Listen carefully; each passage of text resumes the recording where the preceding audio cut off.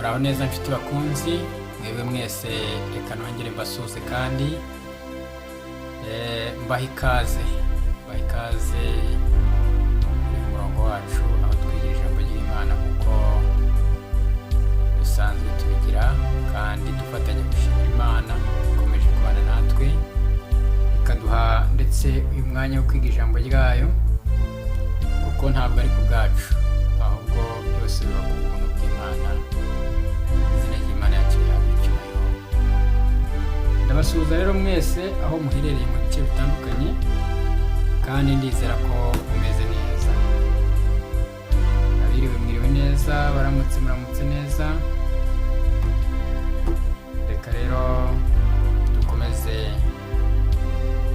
kugira ibihe byiza kandi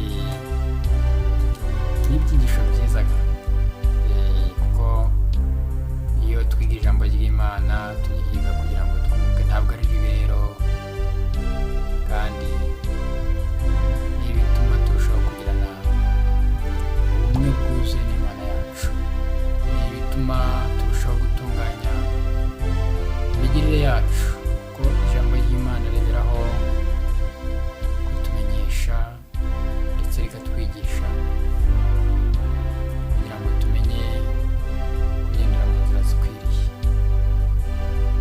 Tugire kwizera guheshwa kumva kukazanwa n'ijambo rya Kristo. Ijambo rya Kristo tukarisanga mu byanditswe byera.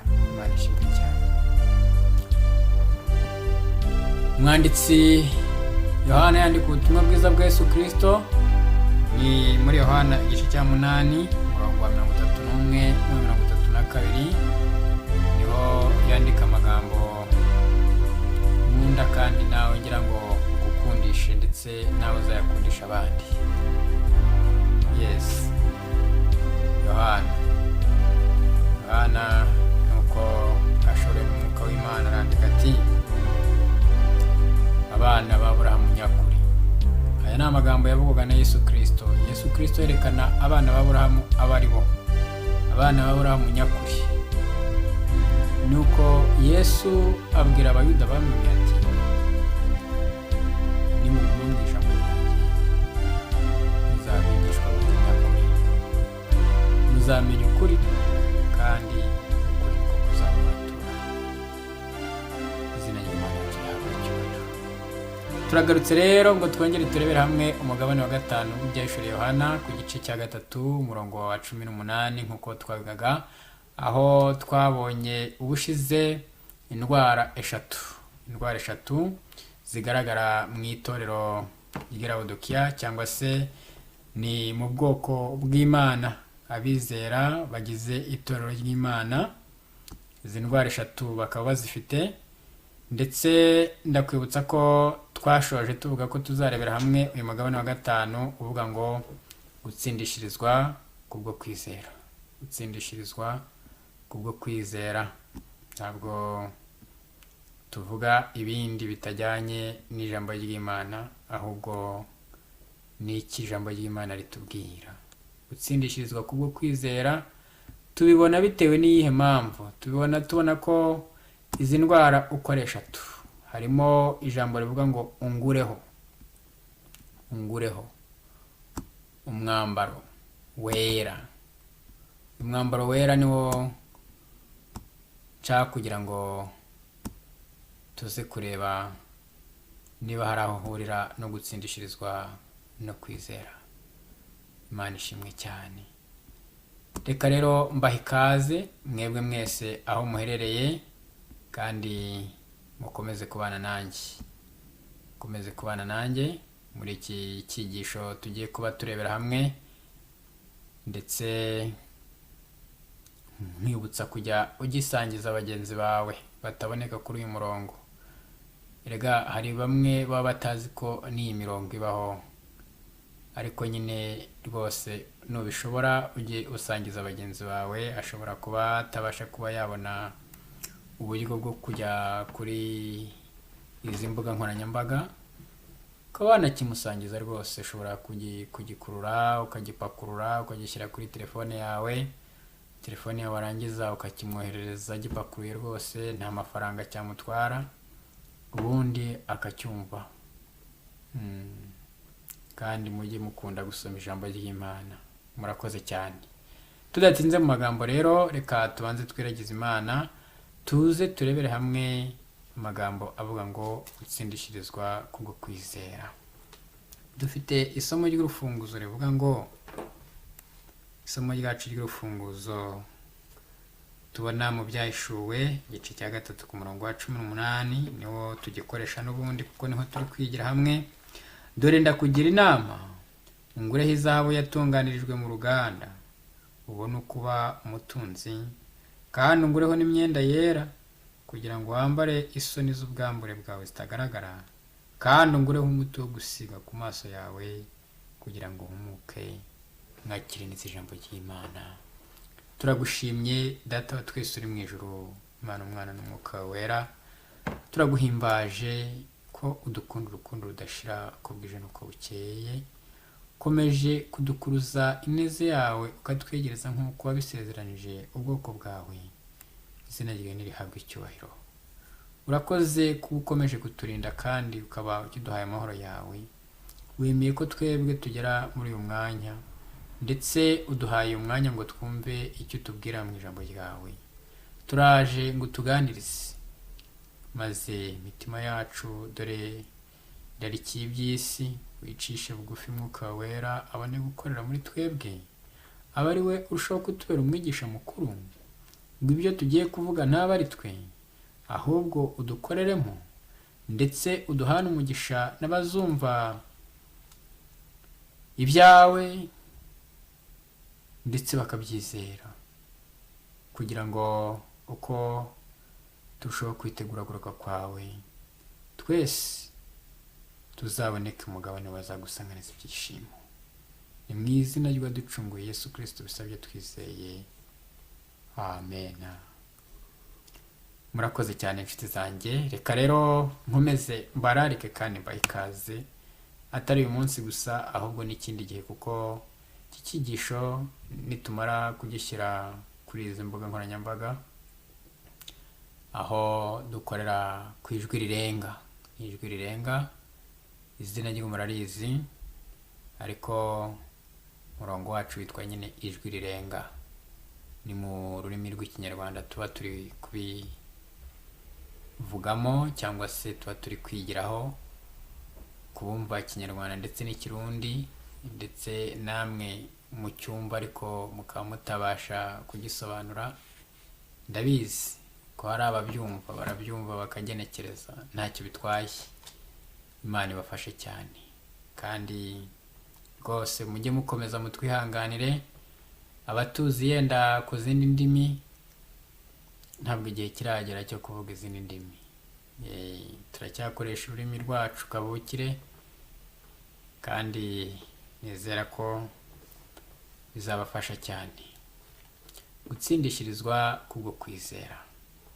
Ariko reka nezezwe no gutangira n'iki kibazo umugaragu w'Imana yabajije.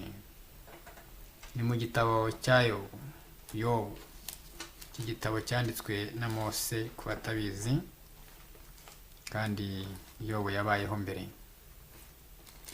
Ariko Yobu, imwe mu nshuti za Yobu, ku gice cya 25,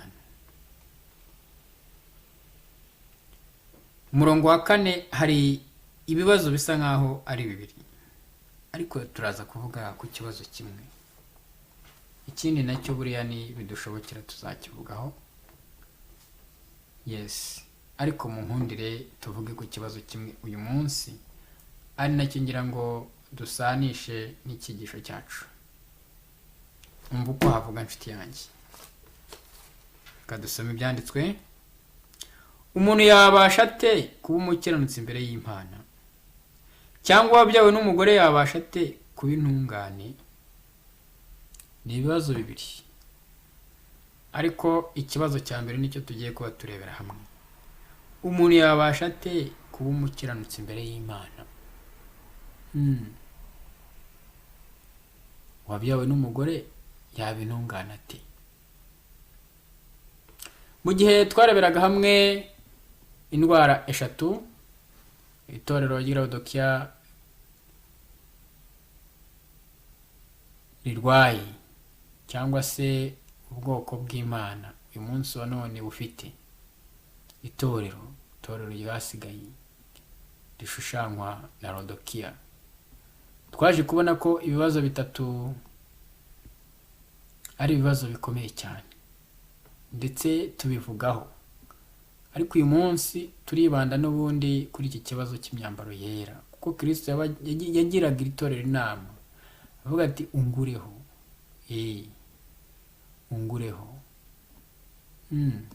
ungureho, yes, ungureho.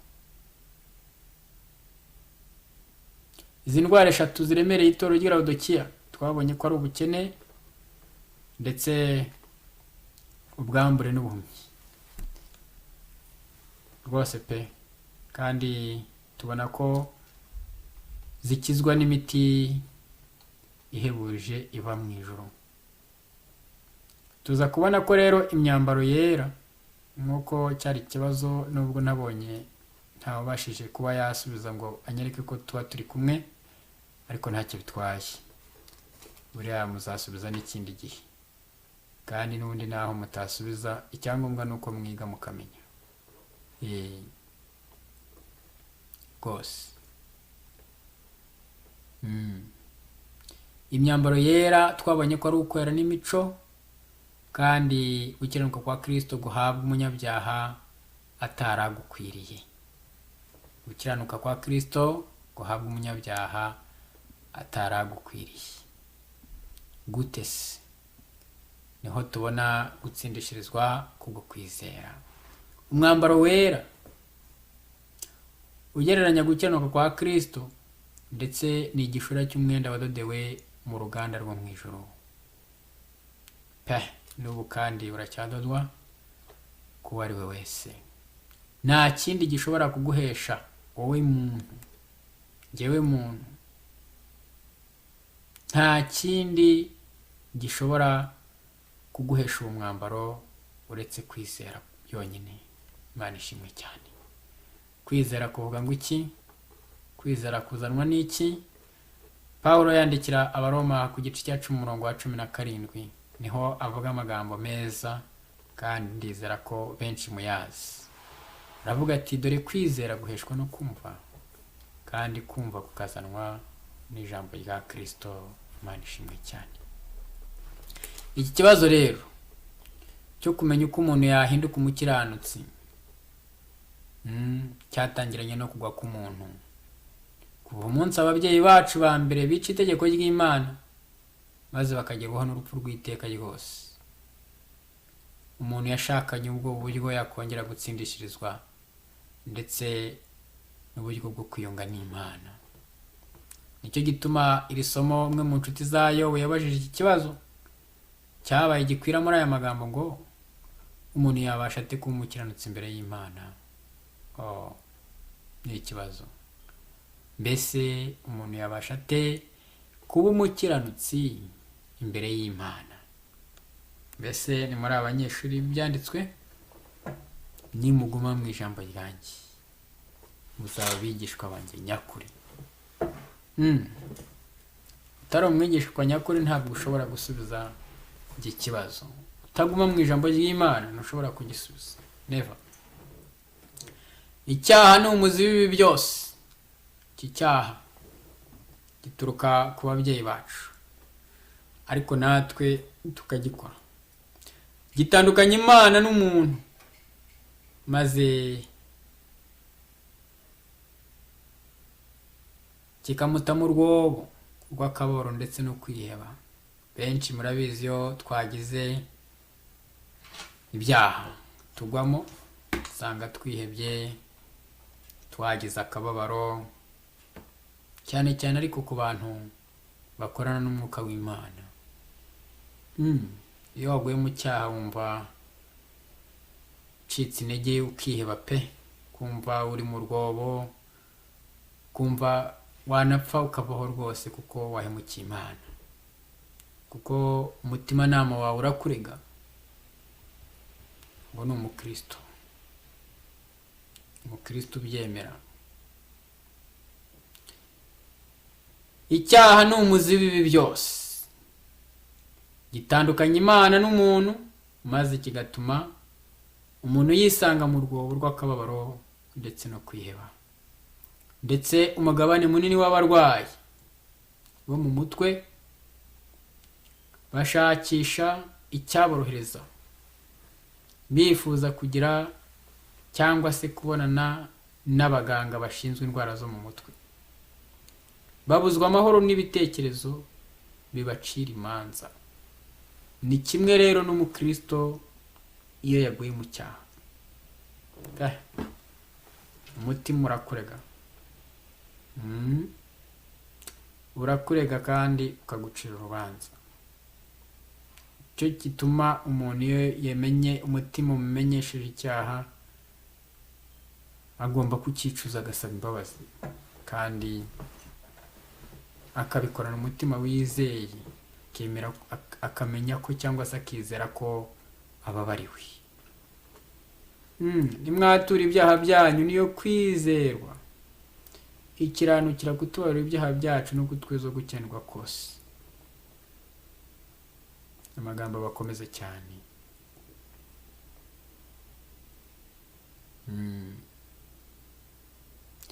Hari amakuru y'umwanditsi twasangira twese, ngo ubwo umwanditsi yasuraga imwe mu mijyi minini yo muri Amerika y'Epfo, yatangajwe bikomeye n'umurongo muremure w'abagabo n'abagore, abasore ndetse n'abasaza yabonye bapfukamye imbere y'ahagenewe kwicurizwa ibyaha. Mu matorero amwe hariho imirongo miremire igeze kuri 6 y'abantu bashakaga uko batsindishirizwa. Iyo ni amakuru umwanditsi umwe yavugaga, avuga ko imirongo 6 y'abantu b'ingeri zitandukanye bashakaga uko batsindishirizwa mu matorero. Umuntu agerageza gushaka uko yakwihana, cyangwa se umuntu akagerageza gushaka uko yakwiha gukiranuka, kandi ibi bigakorwa mu buryo bubiri bunyuranye. Icya mbere tubona ku bantu bamwe biringira ko bashobora kubona imbabazi ku Mana kubwo kubahiriza amategeko cyangwa gutega ugukiranuka ku mirimo bakora.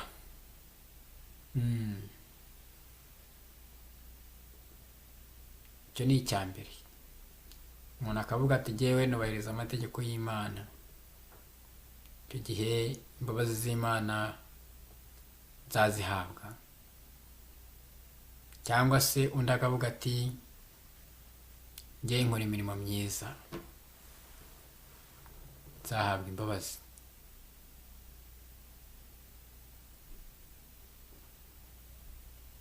Kandi ni uburyo buhuriweho n'abantu benshi, ariko ubwo buryo ntibwemerwa na Bibiliya, kandi nta mumaro bugira na busa. Rero tubona ko abantu bemera ububasha buke bwabo, maze bagashyira ukwizera kwabo mu gitambo cya Kristo. Ubwo buryo bwonyine rukumbi nibwo bwemewe mu maso y'Imana. Kandi abana b'Imana nabo bashobora gutakaza ishusho nyayo y'ukuri, kandi ukuri kw'ingirakamaro kwa Bibiliya, ariko nako uku nguku kuvuga ngo nta muntu uzatsindishirizwa n'imirimo itegetswe n'amategeko, nk'uko Pawulo abitwandikira mu gitabo cy'Abaroma igice cya 3 ku murongo wa 20. Imana ishimwe cyane. Umunyarodokiya agerageza kwigira umukiranutsi. Mwibuke amagambo turi kwigira hamwe, gutsindishirizwa kubwo kwizera. Umunyarodokiya agerageza kwigira umukiranutsi. Umuntu wamaze gufatwa n'uwo mutego agera ku cyemezo cy'uko yamaze gufata intera imushyira hejuru mu by'umwuka, ikamurutisha abandi bakristo kubera ubumenyi afite kukuri kwa Bibiliya.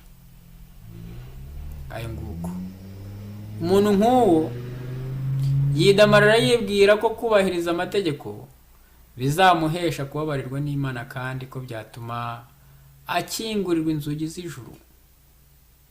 Ngiyo imitekerereze y'umunyarodokiya. Ngiyo imitekerereze ya bamwe mu bari mu itorero ry'Imana ryasigaye uyu munsi wa none. Umuntu nk'uwo yidamarara yibwira ko kubahiriza amategeko bizamuhesha kubabarirwa n'Imana kandi ko byatuma akingurirwa inzugi z'ijuru. Umuntu nk'uwo atangira kwibwira mu mutima we kimwe n'umufarisayo uvuga mu mugani uvuga ngo ndatunze ndatunganiwe kandi ntacyo nyine. Uyu mufarisayo uvugwa mu mugani ati ndatunze ndatunganiwe ntacyo nyine. Mbese uwo ntiyaboneka uyu munsi wa none? Ariko umwami aramusubiza ati ntabwo uzi ko uri umutindi wo kubabarirwa, ndetse ukaba uri umukene, ndetse ukaba uri impumyi, ndetse ko wambaye ubusa. Nk'uko tubibona ibyahishuriwe Yohana igice cya 3:18. Aricyo gituma Kristo cyangwa se umugabo wo guhamya w'ukuri avuga ati ndakugira inama, ungureho ungureho ungureho. Imana ishimwe cyane. Kandi ubwo ni nako aranga umuti watuma ubu butindi burangira, uyu mukene ubukene bushira, iyi mpumyi ibasha guhumuka, uyu muntu wambaye ubusa abasha kubona umwambaro wo guhisha isoni z'ubwambure bwe. Rero iyi myenda yera, imyenda yera, aravuga ati ndakugira inama ungureho imyenda yera. Ni ukuvuga gukiranuka kumwe rukumbi kwemewe, ari nako gukiranuka kwa Kristo. Imana ishimwe cyane. Gutsindishirizwa kubwo kwizera. Twese rero twakoze ibyaha, kandi gukiranuka kwacu kose kumeze nk'ubushwambagara bwanduye. Niko Yesaya abitubwira, kandi ndizera ko ibi dushobora kuba tubizi bamwe. Rero ntacyo umuntu yakora kugira ngo aronke imbabazi z'Imana, ntacyo. Ahubwo ikintu kimwe ngira ngo mubwire, iki byanditswe byera bitubwira, cyangwa se iki jambo ry'Imana ritubwira ko ikintu kimwe gusa umuntu ashobora kwishingikirizaho kiri muri Kristo witeguye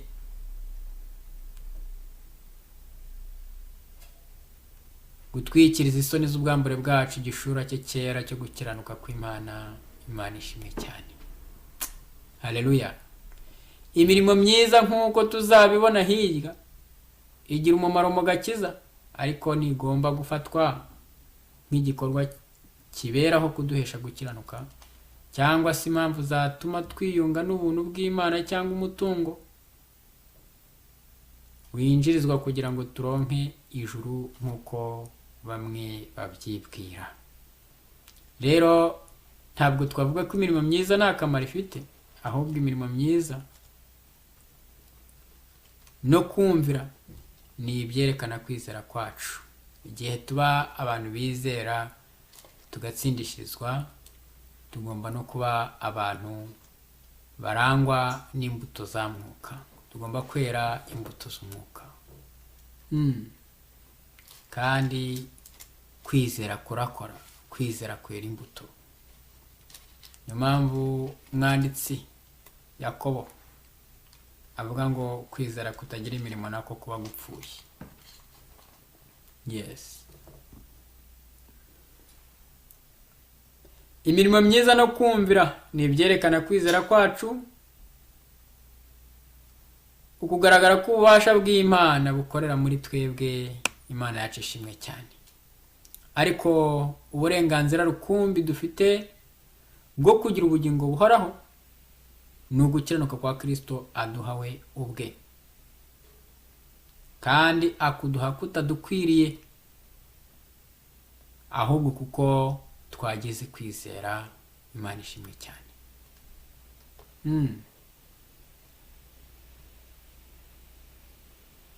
kuko yakunze abari mu isi cyane, byatumye itanga umwana wayo w'ikinege, kugira ngo umwizera wese atarimbuka, ahubwo ahabwe ubugingo buhoraho.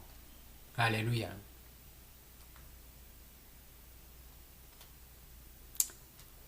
Nzajya nishimira Uwiteka cyane, umutima wanjye uzajya unezererwa Imana yanjye, kuko yanyambitse imyambaro y'agakiza, akamfubika umwitero wo gukiranuka. Niko umuhanuzi Yesaya yongera kuvuga.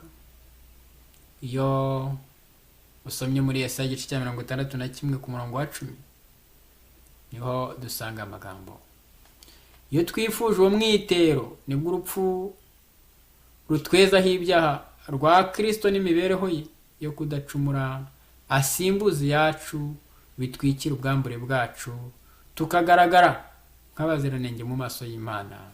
Izina ry'Imana yacu rihabwa icyubahiro. Nguko gutsindishirizwa kubwo kwizera.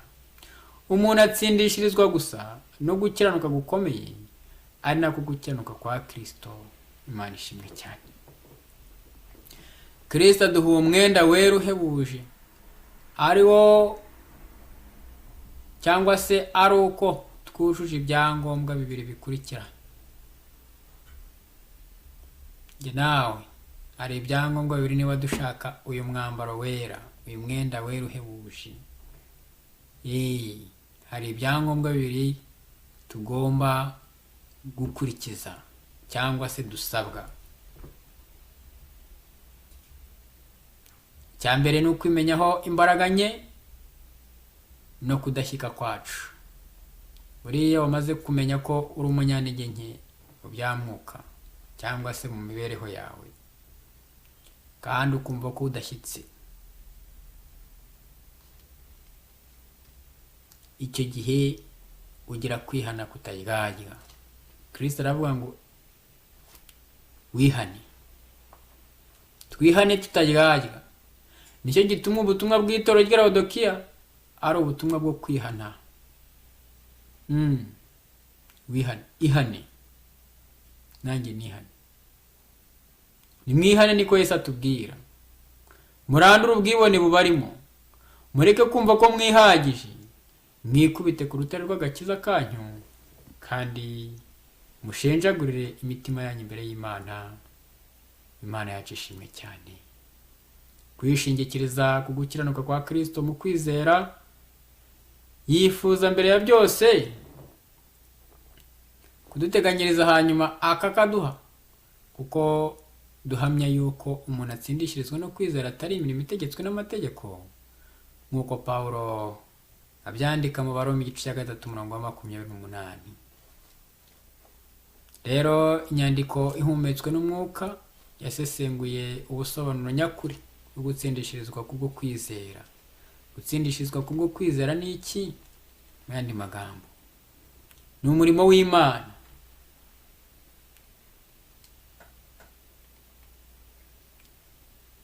Umurimo w'Imana ikajugunya icyubahiro cy'umuntu mu mukungugu, maze ukamukorera ibyo ubwe adashobora kwikorera.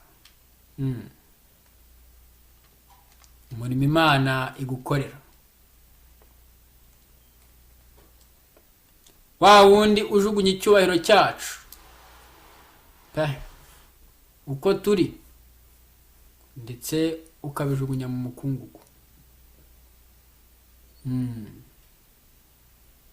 maze uwo murimo Imana idukorera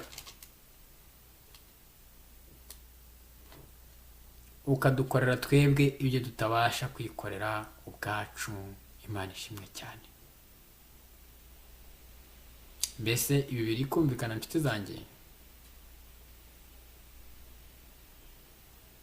Dutsindishirizwa kubwo kwizera.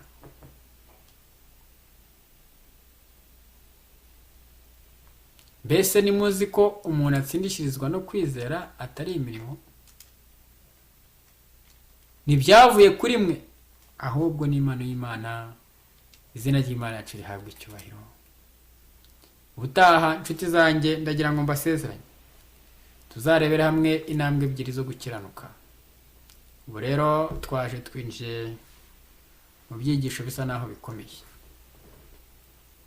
bikomeye, intambwe ebyiri zo gukiranuka.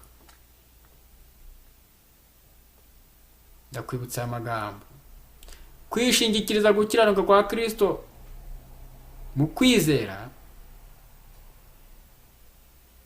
yifuza mbere ya byose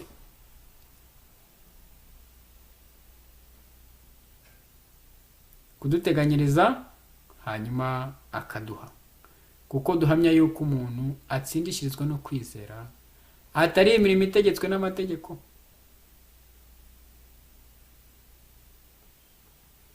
Pawulo yandika Abaroma 3:28.